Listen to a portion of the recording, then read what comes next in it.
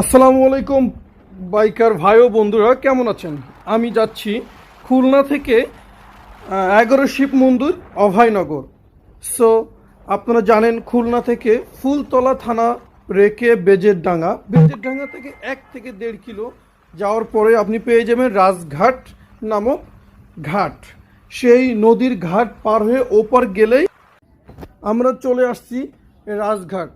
আমরা এই ঘাট পার হয়ে ওপার পার হলেই আমরা পেয়ে যাব 11 শিব মন্দির। সো আপনারা সাথেই থাকুন, দেখতেই থাকুন।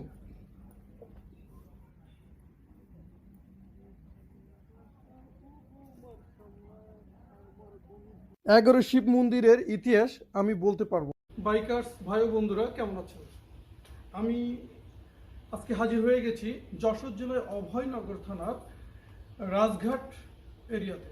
তো এখন দাঁড়িয়ে আছি রাজঘাট এরিয়াতে যে 11 শিব মন্দির, আমি দাঁড়িয়ে আছি 11 শিব মন্দিরে। সে শত বছর পুরনো সেই 11 শিব মন্দির এখনো সেই পূর্বের ন্যায় এখনো সুন্দর, সেখানে পূজাকৃতি হয়।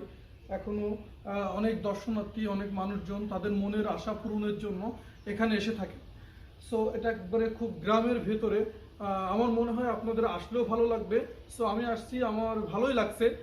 আর ঘুরে ঘুরে দেখতেছি পুরো একটা গ্রামের যে আনন্দ, গ্রামের যে উষ্ণতা, গ্রামের যে সৌন্দর্য, সেটা এখানে আসলেই বুঝতে পারবেন। এভাবে দাঁড়িয়ে আছে 11টি মন্দির। সো পুরোটা দেখানোর চেষ্টা করছি আপনাদেরকে।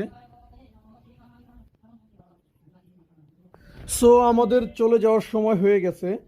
তো আমার মনে হয় আপনাদের আসলেও ভালো লাগবে, আমাদেরও ভালো লেগেছে। সো সবাই ভালো থাকবেন।